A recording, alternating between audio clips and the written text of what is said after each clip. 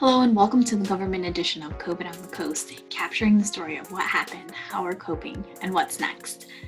The aim of the discussions will be to share and document experiences, innovative solutions, and lessons learned among coastal stakeholders during the pandemic, a historic moment in time. In sharing these stories and insights, we hope to provide inspiration to coastal peers, helping them address adversity moving forward. My name is Circe Gonzalez, and I'm the Coastal Training Program Coordinator at Chesapeake Bay National Estuarine Research Reserve, Virginia. The Coastal Training Program is dedicated to working with decision makers like those in today's discussion to foster science-based and community-supported management and socio-ecological system resilience. We accomplish this through stakeholder engagement, facilitated collaboration, and opportunities like this. For those of you unfamiliar with Chesapeake Bay near Virginia, we are a part of a system of 29 estuarine sites around the country, born out of the Coastal Zone Management Act of 1972. Each represents a partnership between NOAA, the National Oceanic and Atmospheric Administration, and a state, and each has a mandate to conduct research and stewardship, to empower communities through education, and to empower coastal decision makers through training and advisory service. Our immediate partner is the Virginia Institute of Marine Science, fondly known as VIMS. This discussion will spotlight some of our Virginian government collaborators at the federal, state, and local levels. So it goes without saying that we have been and are currently mitigating an exceptional challenge. Surges continue nationwide, and uncertainty lingers.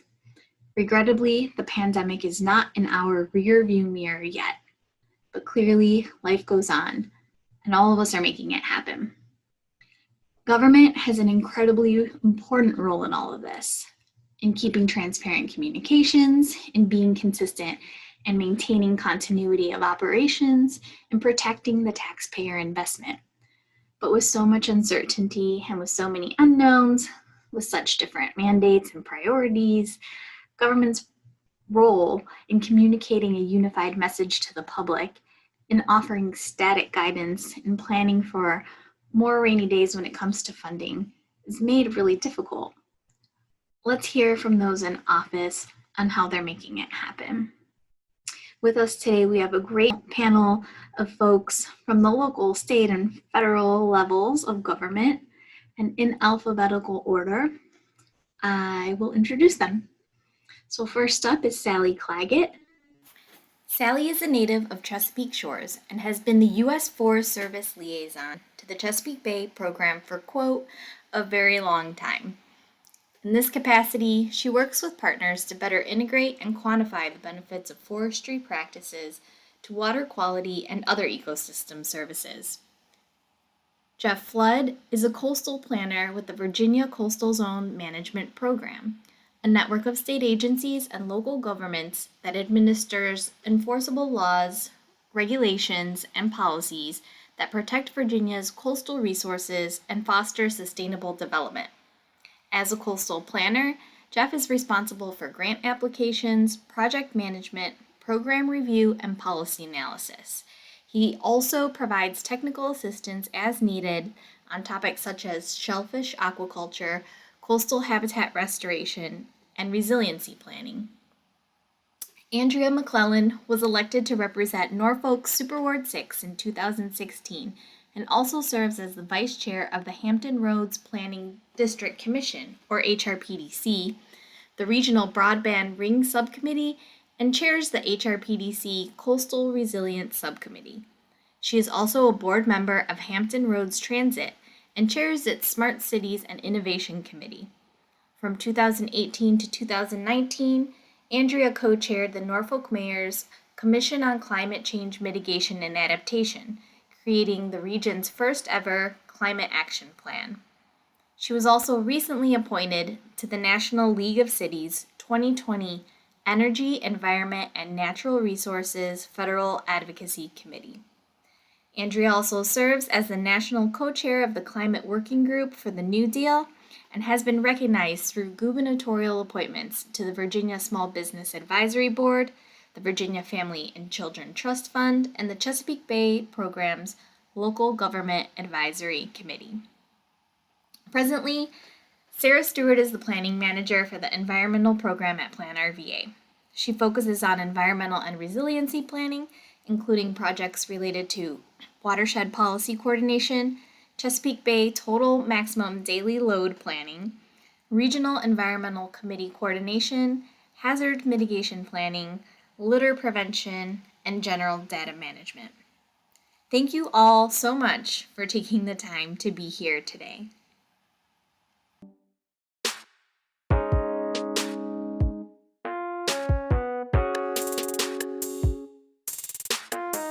So in Norfolk at the municipal level, we've been affected primarily and first and foremost budgetarily. So we saw about a $15 million hit to our budget for the last quarter of our fiscal year, and we anticipate and budgeted for a $40 million deficit for this current fiscal year that we started July 1st. The result of that is a cut in city services.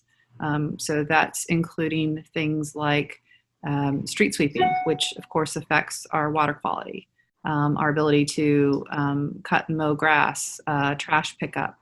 We're not able to reopen all of our libraries and all of our rec centers. We've had to lay off all of our part-time staff. I mean, it's a real hit to us. So we're managing through that. And I don't believe that any of our projects that are already on the books have been taken off of the books. So that's good. But future planning has slowed, and that I think we're going to see as a result in 2 to 3 years, fewer projects that are going to be in the pipeline when we really need them to be. So that's where we are right now in Norfolk. It's not great, but we're working through it the best we can. I've been very fortunate, and DEQ as a state agency has been very fortunate with very different circumstances, with the budget being already allocated, and even next year there's a little uncertainty about that funding, but working under normal operating conditions other than having all staff telework from home, as I think we all are doing. There was a little bit of a hiccup with some IT capacity to VPN. There's a little bit of a tension about, or is everyone going to be able to continue their ability to perform their job duties? And it was fairly quickly resolved. And we've had consistent messaging from Director Dave Paler, and email updates from the North Administration to all state agencies and employees that kind of keep us up to speed. And we've been encouraged to participate in agency webinars and briefings, and then to say, hey, the governor's going to have an announcement, tune in, as part of your work. So there's been a lot of communication, and that's been a positive. So we've been fairly smooth. So again, really very fortunate to have folks working and not have to deal with the financial thing, which I understand. Obviously, Andrew is just, it absolutely really is debilitating, a lot of different things. So very, very fortunate from my perspective with DEQ. So we are also obviously did the Insta switch to teleworking in mid-March. It's all in all been going pretty well. About a year or two before that, our servers had started downhill and we had converted to a virtual desktop, which basically means as long as I have an internet connection, I can easily get to all of our files, we don't VPN into anything. So that kind of set us up for what I would call general success. I'm not saying everything's been smooth sailing. There have been hiccups, but that did set us up to kind of switch over into telework pretty well.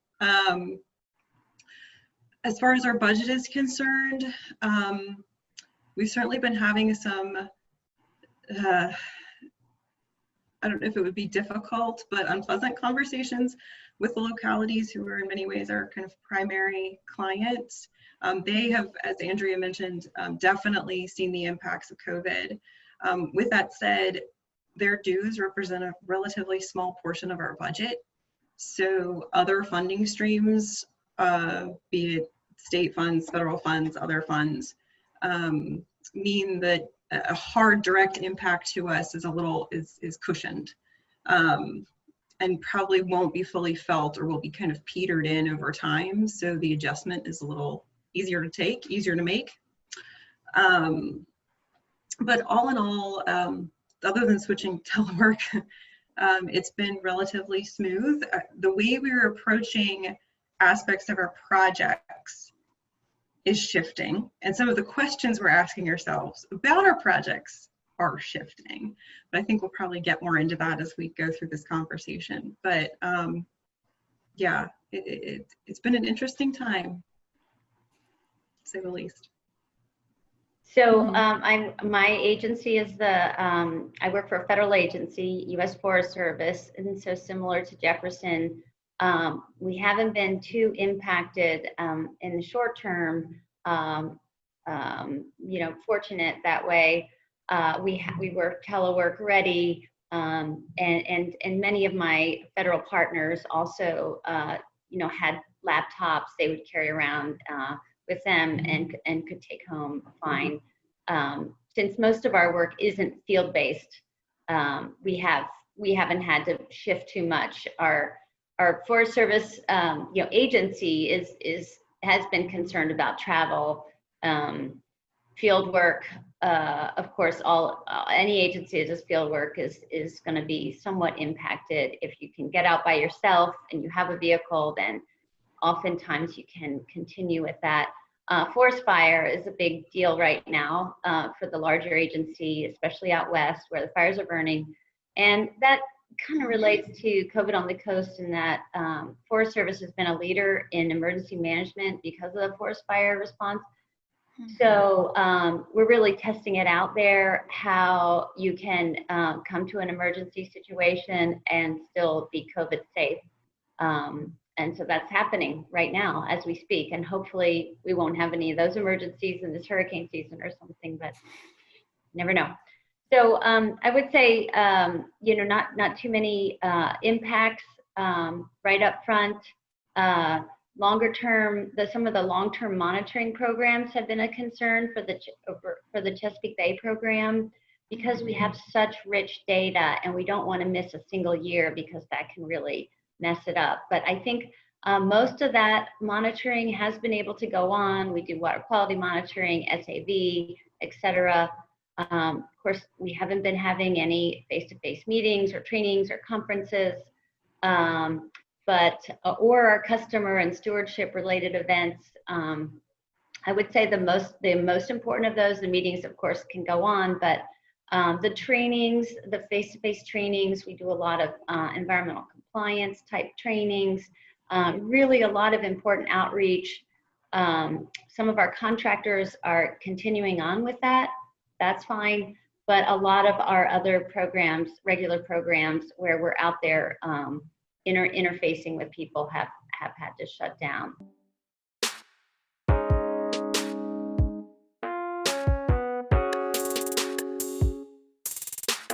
Flexibility is the name of the game. One, just making that switch to telework and trying to make everything as seamless as possible.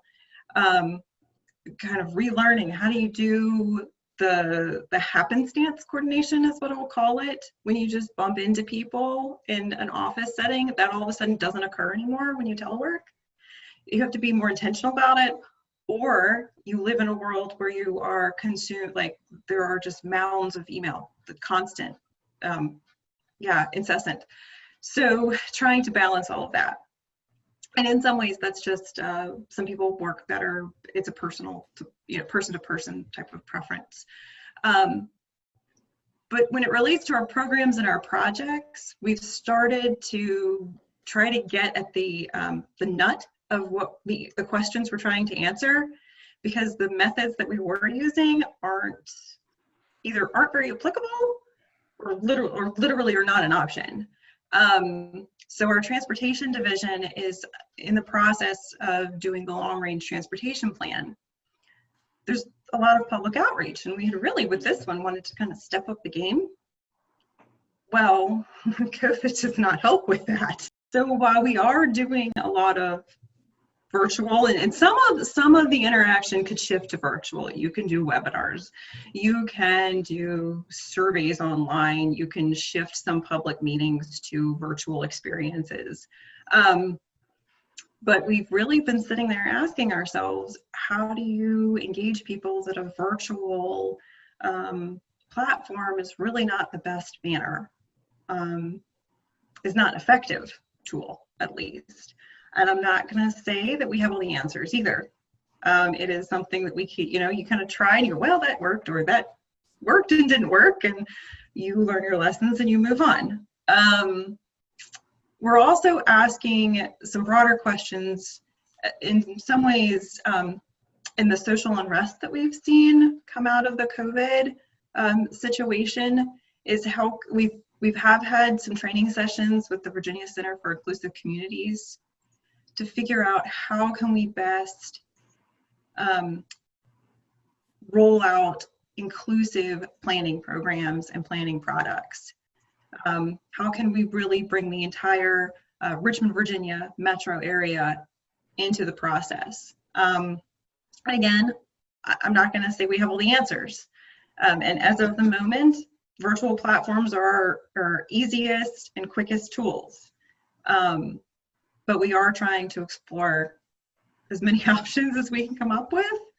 But we are just limited with, you can't have large in-person meetings. There's not many big festivals or events that you're going to get a large turnout at. We can't rely on those. So you've got to go to smaller groups. You have to come up with new ways of doing things. But yeah, flexibility is the name of the game. I could piggyback on what Sarah said with the follow-ups and being more deliberate and intentional, but also kind of being more personal in a ways. I think with calls, everyone kind of tends to open up and checks in on each other and put that personal touch on things, because you don't know if someone is dealing with something very stressful at the time. So that's been kind of a nice humanizing element, positive come out of it. Just a very small detailed point with us, we had, I think, chain of custody, some just kind of agency protocols. And I know we put Sarah and some of our other PDC grantees through this with, like, well, you have to send, have your digital signature, but also send an email in writing, sending how much for a budget amendment or whatever. And poor April, our grants coordinator, she was like, I can't, why do I have to put them through this? But it was just a transition and a best practice to make sure everything was chain of custody, so that DEQ's finance office, they were comfortable with that. So it's kind of working through the digital signature and little things like that that just kind of creep up when you're thinking, okay, we're going to get this out the door, and you think, oh, now we have to go back and make sure everyone's checking the box. So just little things, but they kind of add up, especially with the deadline. Adding to that, not necessarily as much related to water quality, but in COVID in general and getting our business community back up. The cuts that I mentioned are largely impacted by the lack of restaurants open and the meals and beverage taxes. So to the extent that we could get our restaurants up and running as quickly as possible, we really focused on that through a program called Open Norfolk. And in that, we had to not do things the normal way. Right? We couldn't go back to normal. The planning process, the zoning, all the things, the checks and balances that Jeff was referring to, we had to get people comfortable with thinking outside the box and expediting processes. And that new normal has worked out really well. And instead of saying what we can't do, we're really focused on the art of the possible and saying this is what we're going to try. And if we need to course correct after we've tried, as opposed to just saying, no, we can't do it. I think that's a new way of thinking, and I hope that is a way of thinking that continues post-COVID. I think it's really important. We are in fast-forward change right now, and if you are somebody who likes change, and I think everybody on this group does, I sure do, it's exciting. It's really scary as hell for a lot of people. I would just have a small bit to add regarding the watershed partnership that we're all part of at the Chesapeake Bay program. So many partners, so many new rules, so much trying to keep up on what different rules other people are facing, and just trying to, accommodate that and understand and move forward in a real, in a way that everyone feels included and heard. And I thought those were some really great points. I know about, it is a really hard time it's a fun time for some and a really difficult time for many. And just all those ways we used to keep regular tabs on people through our weekly meetings have become important. And it's a good time to share We do 5 minutes of best practice every week, talking, and it can be virtual meetings, or it could be just about really anything. Empathy, listening, all of those important skills that are life skills. So just really taking advantage of some of those touch bases are really so important, and especially when we don't really get to see anybody, like was pointed out by Sarah. There's actually more work, more emails coming through than normal, and it's kind of curious at first, because why is this? I thought there would be fewer, but everyone's staying home. Nobody's meeting at the water cooler. Not staying home, but staying at their computer, sending off, setting meetings and conferences and talking and sending emails that people have to respond to. And so there's is actually, for many of us, we're busier than normal, and there is a little bit of a burnout function there, especially for for some conferences by Zoom and WebEx and all of the other platforms. That can really be very consuming, and and then you have to really schedule off some time to get other work done. Yeah, the way I think about scheduling my time is evolving as this has, because I found myself just going meeting, and then emails came in, and it was a lot got done, but a lot didn't get done. And so just learning how to work with a new workflow of information, I think. And Sally, you made a good point, trying to keep in mind all the different rules or restrictions, or just the rules of the game that different partners are working with, because you have to factor that into how you might have a working group or a committee for a project or a program moving forward. And it can get kind of complicated. I mean, just to keep tabs on all that. I'll also say flexibility with our social media messaging. We at first wanted to keep our presence in a social media space, but we had to be very careful with what we said, because we didn't want to sound tone deaf, because everybody was all consumed with COVID, but we're not COVID experts. We don't want them turning to us for COVID advice. But we didn't also want to seem tone deaf. They're like, hey, there's this transportation plan, or there's this, that people are like, no offense, but I don't care right now. There's a pandemic. That's what I want to hear about. So learning new fine lines, kind of re-feeling that landscape. And it is changing over time, the first few weeks versus, a month or two into it versus now, it kind of morphs.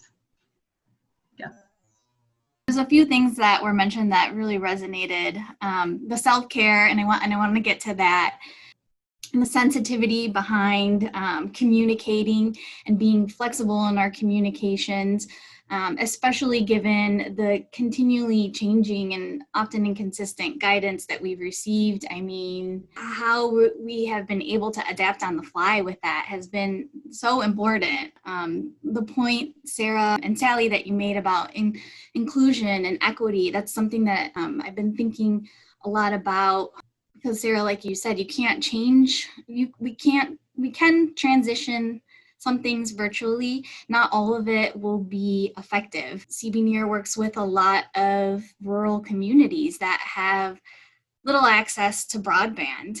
So who are we excluding from our offerings when we offer something virtually? And our meetings, who are we who is having to go to the Starbucks and sit in front of the shop because that's their only access to decent Wi-Fi?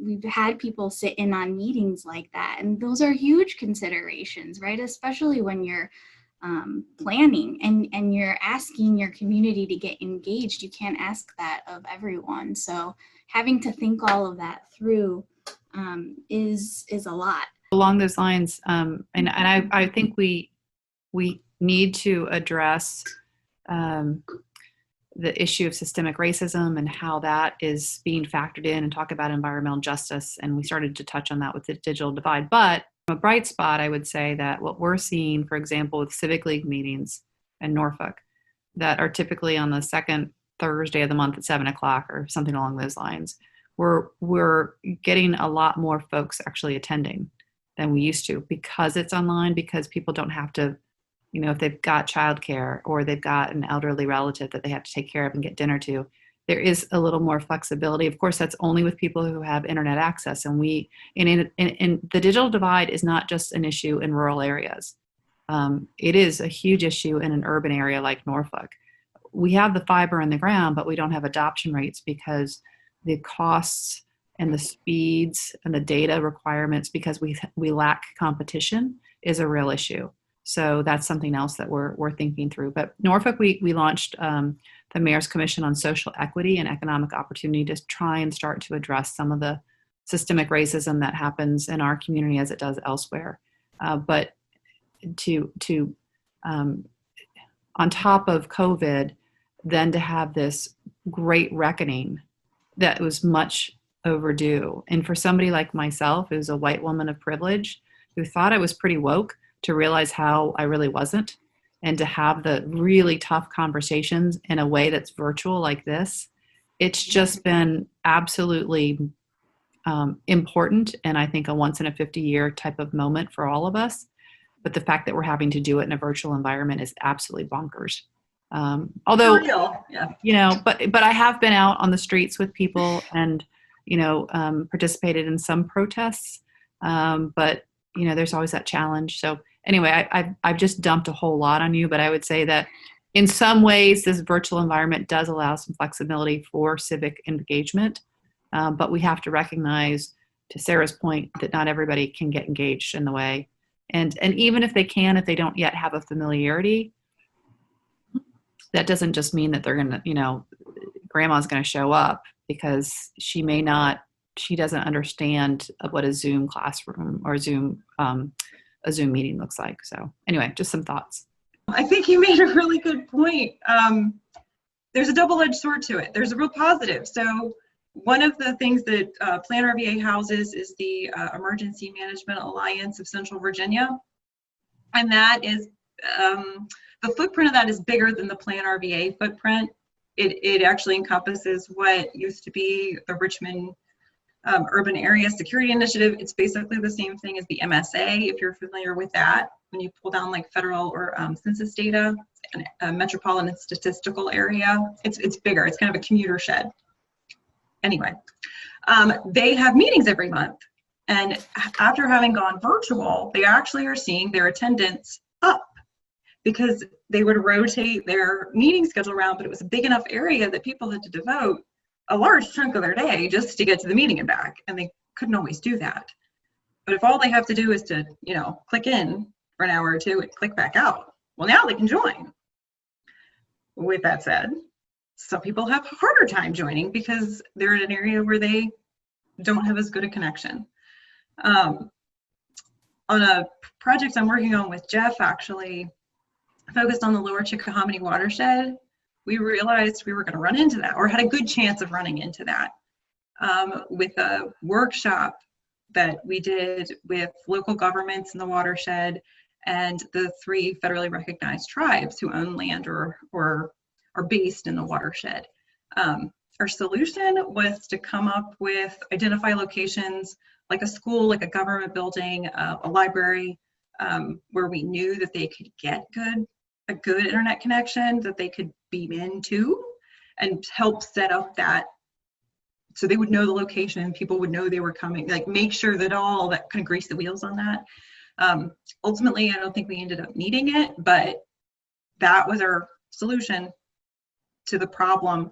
Not always a perfect solution, like Andrew was talking about, though, and fully recognize that. But yeah, it's an interesting double-edged sword, kind of. There's positives and negatives. From a land management agency, the Forest Service, all the parks, all the local parks, all the state parks are seeing a lot of increase in people loving those parks, and this is a positive thing, right? We're super excited about that. People are appreciating our public spaces. It's good for them, gives them a place to go, and we need more of them. So that's something that's contributing to our, it's been eye-opening and to see, and now we have some really good data. In many cases, it's twice as many people are using the same area as before, and especially since we come from such a dense part of the country, it can be a concern. Some of these parks are getting loved to death, but hopefully we'll be able to add to our park system as a result.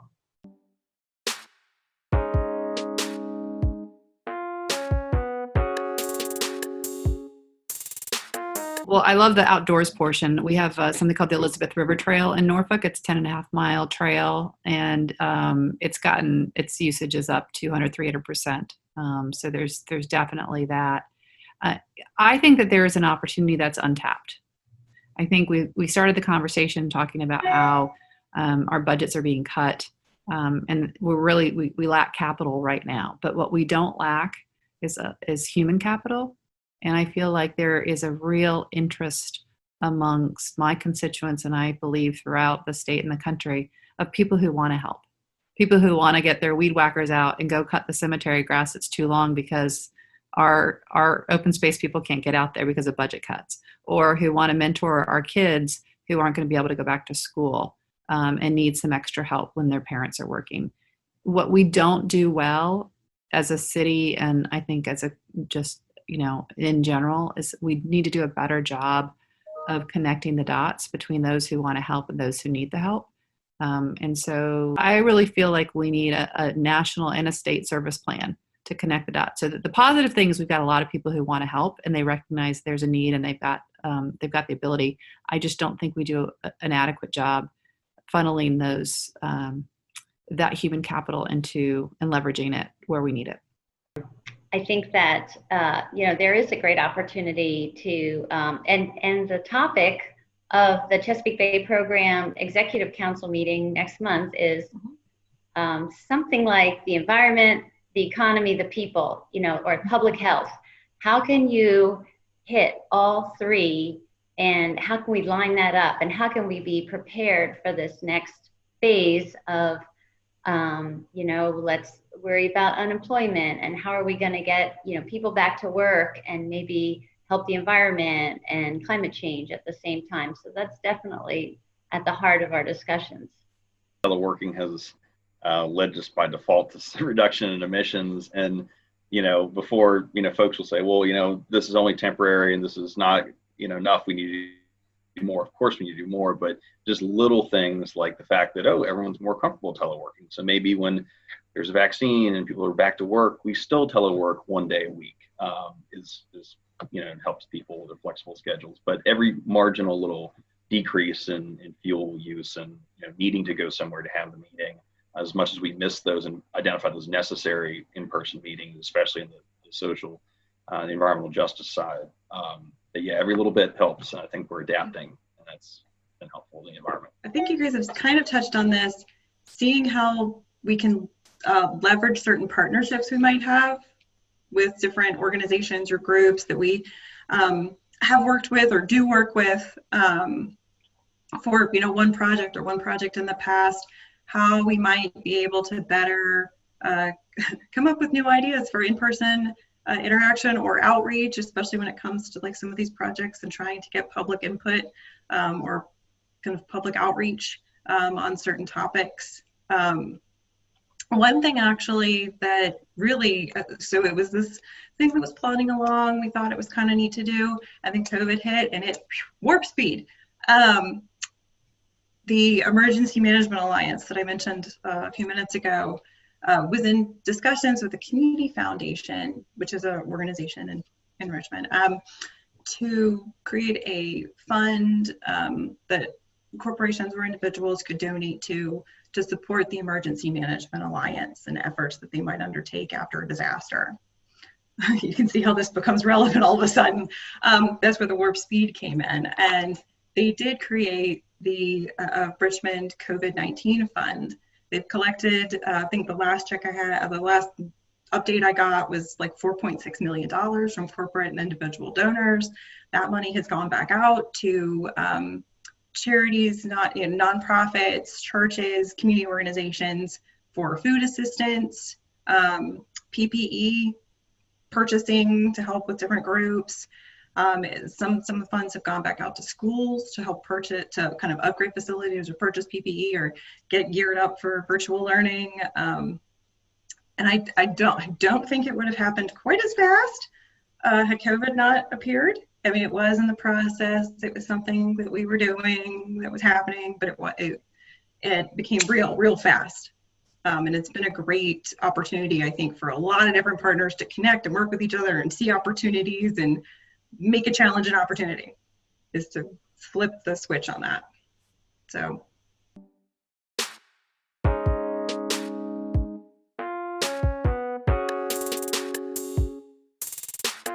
Really a function of leadership. Depends who's at the top. It really does. If you've got somebody who's been there for, God love the folks who've been there for 30 or 40 years and have great experience. But my experience is those people aren't typically the ones who raise their hand and change. There are a few, but we have a new city manager who's a PhD economist by background, and he's very data driven and very much open to change. And so as a result, he's creating a culture. So I feel like it's a cultural issue as much as anything else. And you're probably not going to stick your head up and try and be creative if you know that the culture isn't there. So I think it really comes from the top down, unfortunately. So that's just my experience, at least at the city level. Leadership is really critical. We have great leadership in the Forest Service now. I've also heard from some of our other federal agencies, like NOAA, who's been given the leeway to offer no-cost extensions to all their grantees. We have the same.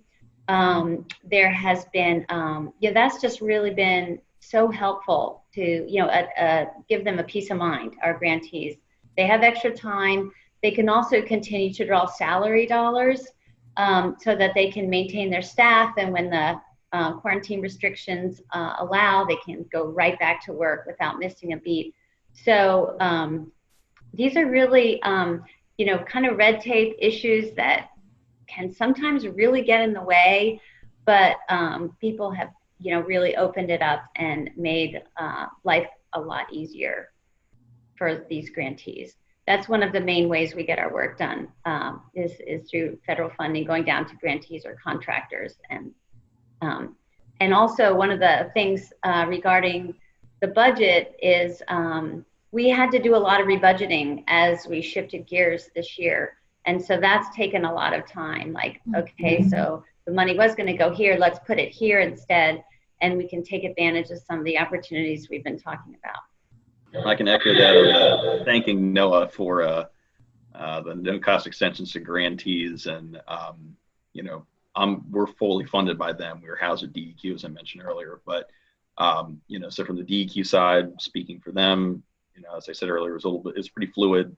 Some budget management to make sure, office supplies, to get the additional VPN lines, laptops, that sort of thing had to be managed, but it was pretty smooth. And CZM with federal funds, those grant extensions, and getting, pretty creative with what we can do for, hey, I have all this $5,000 for travel because we had all these conferences and these meetings and this catering and whatever, things go into that. And they said, well, we're not going to have any meetings. Zoom is free. So can we rebudget? Can we reprogram? And just working through those thresholds and the paperwork digitally to make sure that the outcome is the best possible. So that's been great flexibility from NOAA on that front too.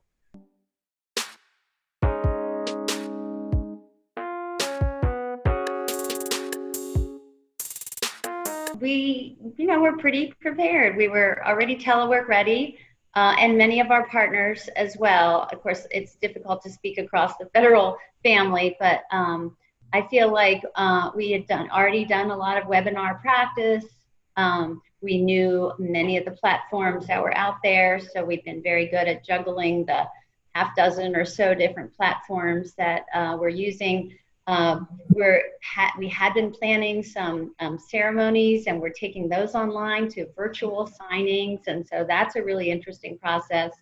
But we're just gonna, we just kind of keep, we can do it. We can keep going with it. So I guess I would just say we are fairly well adapted. We have good leadership, and yeah, we just keep moving forward with our work, and hopefully, yeah, we can get out in the field again soon, and our partners too. We had several staff that at least one day a week they teleworked, and that was just within CZM, the 6 of us, and then the rest of DEQ had a lot of people that were able to telework and did so. So that was a good kind of trial run, just by accident, just having that in place, the agency policy.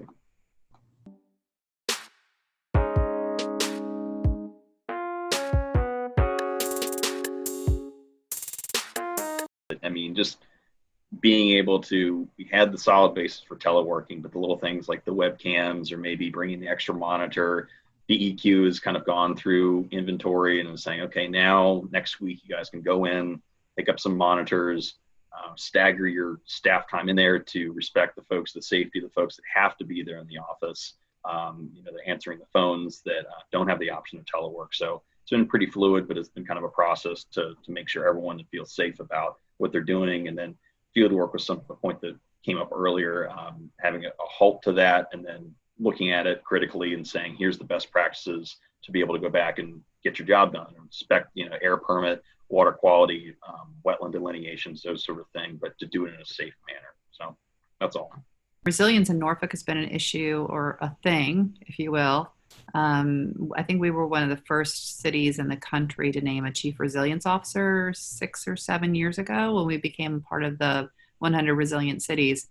And at the time, it was a bit of a head scratcher for me personally, because we looked at resilience in 3 ways. One was coastal resilience, which was really where I wanted to focus, right? The flooding that occurs in Norfolk is a huge issue for us. But we also talked about financial resilience and neighborhood resilience. And it's those 2 latter categories that really, I now understand why we talked about those things, right? The ability to recover from a shock. And boy, are we in a shock right now. Mm-hmm. So we talked about financial resilience. We operate a program called Bank One, where we're working with communities that typically don't bank and trying to get them set up so that they had savings where they've never had savings before, that they knew how to budget, et cetera. So certainly those folks who've gone through that program over the last 5 or 6 years are going to be in better shape now. So that's really important, and we'll continue with that.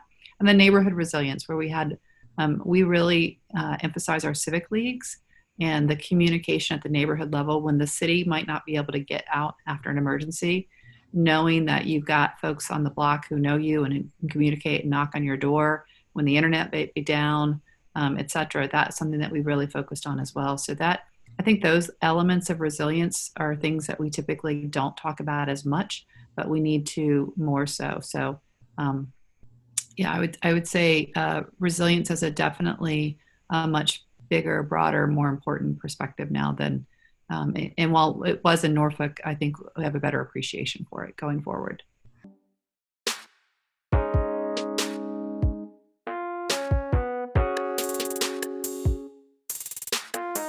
We rent the office space, and our lease will end, was it 1.5 years from now?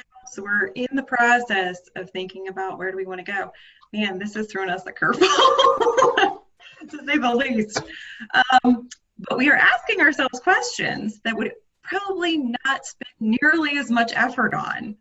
And we're not completely sure of the answers, I would say, at this point. But we are actually planning some very strategic at parks in-person sessions so we can talk through some of this. And some of it's asking big questions like, we didn't have a strong telework policy before. Moving forward, are we going to adopt a greater, is that going to be a greater element of how we work together? What kind of meetings do we host in person, on location? Do we have other locations where we host meetings? There's some big questions that factor into what kind of office space you might want that we're being faced with over the next few months.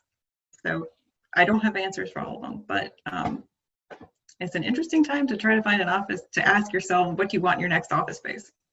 In terms of space requirements, huge issue there.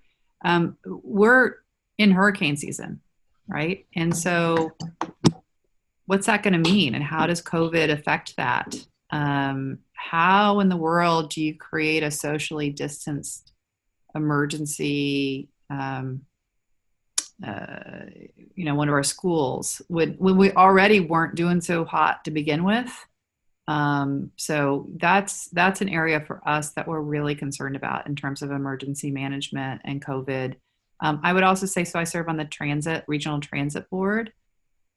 Transit is really great for many reasons, for economic development, for the environment, but it's really hard to drive a bus or have a bus going around when you only have 10 or 12 people on it because of distancing requirements. So what does the future of transit look like? Do you have a reservation system? Well, if you have a reservation system, what happens to the folks who are either unbanked or don't have internet access? So all of those sorts of things are really going to be, those are two that I can think of that are really challenging. And we haven't even tackled schools and virtual education and telehealth. I mean, those are all big things that we need to rethink.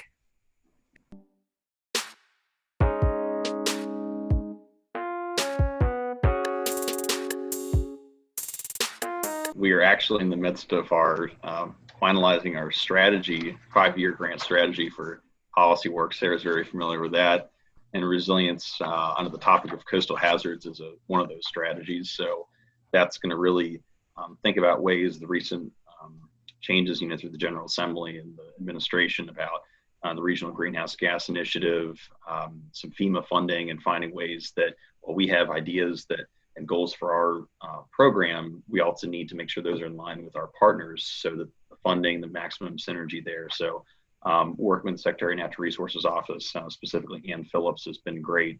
My boss, Laura McKay, the program manager, has worked really well. All of us have, a chef and myself, to kind of work with partners, Sarah, the other PDCs, local governments, to make sure everything is kind of dovetailing. So it really is kind of a dream to see how much you can accomplish if you can leverage all these funds, but just to know where they match up. I mean, literally state, federal match, you kind of keeping track of those numbers, but also making sure people aren't reinventing the wheel and have common goals. And then finally communication, making sure, can we have 200 people on the webinar?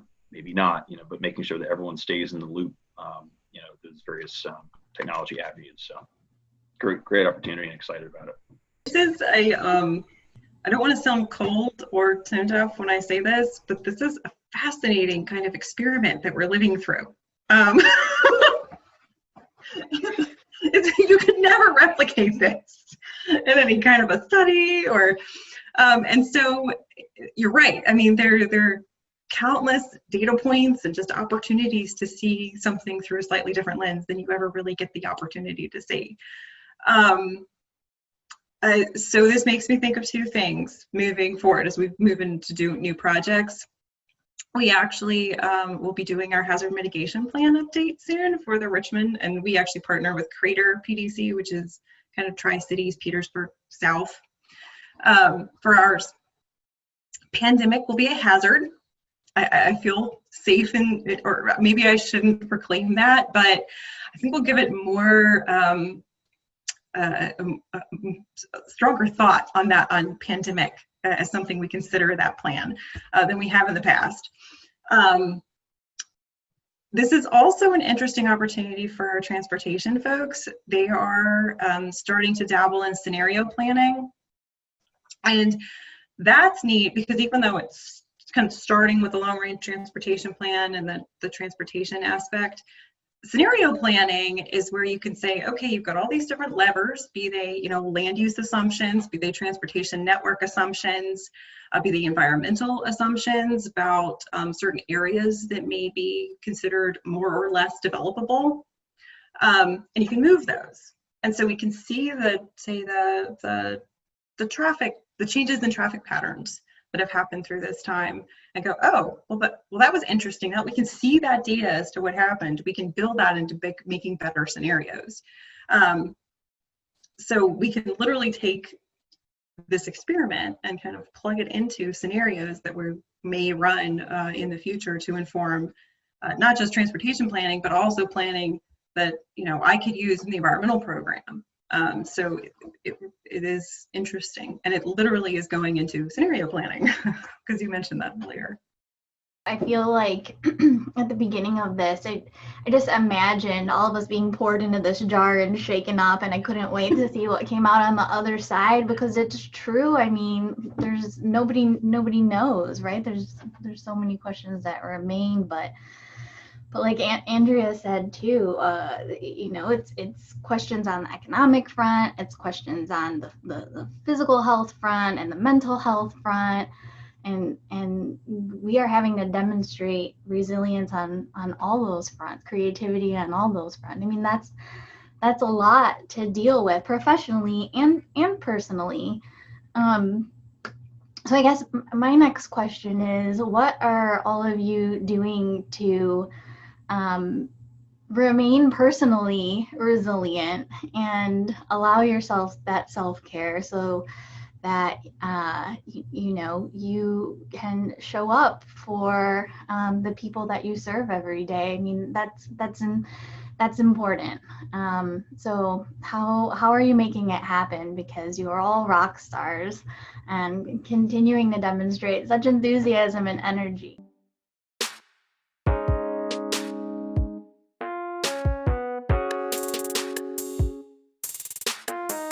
For me, I just keep a regular schedule, so I have that structure, and I get my hours at work. I get that done, and take multiple breaks through the day. I have 2 younger children, and so I've had to get creative with my schedule, especially at first, to try to figure out what worked and what didn't. My husband has still been going into the office largely. You know, he is able to take often a longer break around lunchtime or something here or there.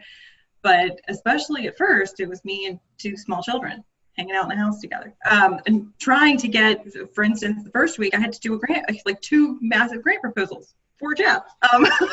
Sorry. But I got them done. That taught me a few lessons. But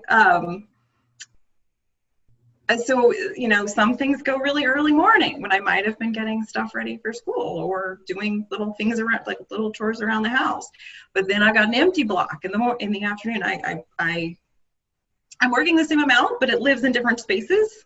But I do have to, in order not to go completely crazy, I've got to shut it down at a certain point, because it is really easy, since it's at home and it's, you know, all the stuff is right there, to go, oh, I wonder if somebody responded to that email, or oh, I wonder, or yeah, I guess they could have that conversation now. But trying to put up, I don't want to sound antisocial, but kind of put up the wall and go, you know what? No, right now, this needs to be some non-work time, because it can bleed, it gets gray. And in some ways that's really handy, but in some ways it can end up being all consuming at times. So, and walks, yeah, or getting out, depending on the weather. Yeah. I represent 125,000 people, and I answer all my own emails, do all my own scheduling and all my own social media. And so it's just I try and shut down, but if I shut down, then when I open it up in the morning, it's, you know, so it's just like it's constant. The good news is I really love what I do. So it's not, I never feel like, I hate this. So I've had more family dinners than I think my family's had in I don't know how long. And we've played more games. And so I mean, I can't say that it's been completely without. I mean, that's, the family time has been really such a godsend. You know, most times. There are some times when, and because I have 3 kids, I get to, like, one of them can get on my nerves every day, and I just circle back around. So it works out pretty well in our household. So I've just been able to, I mean, I think it starts with, we all love what we do. So it's, you know, if you have to do something, you know, I've recently had a car repair, the AC broke down in this weather. Great. So I told my boss, hey, I'm going to take personal leave or use my lunch break. And it ran over by half an hour, but then I worked until 6 and I responded to emails. And it's just that fluid, like you're just going to get the job done and communicate. And there's a lot of trust when people are working towards a common goal. So being goal oriented is the biggest thing versus, did I have 100% concentration from 8 until 9 a.m.? Well, was I really, just getting something done, prepping, and then allowing time to kind of debrief and decompress, take a walk, after a webinar, after a meeting, stuff like that, to reset and then go on to the next goal is kind of my approach. And then speaking of walking and what Sarah was saying, thank goodness this has happened in some great weather. I mean, maybe not right now in 100-degree heat, but in the spring, I think that was amazing for people, just a godsend for social distancing, because even though more people were out, as long as you were socially distancing, it was promoting healthy, use of the parks, as Sally was saying earlier. It's been a great thing for outdoors recreation, kayaking, fishing. I'm very spoiled in Richmond, being able to walk down to the river from my apartment at the bottom and just throw in a fishing rod, right after work. So definitely embracing the outdoors and just not taking it for granted, but discovering new things, getting to know the city more. I've been up there for a little over a year and finding new parks and biking around. It's just been great. Just a fun opportunity. So that's how I've kind of stayed sane and healthy and, let off steam.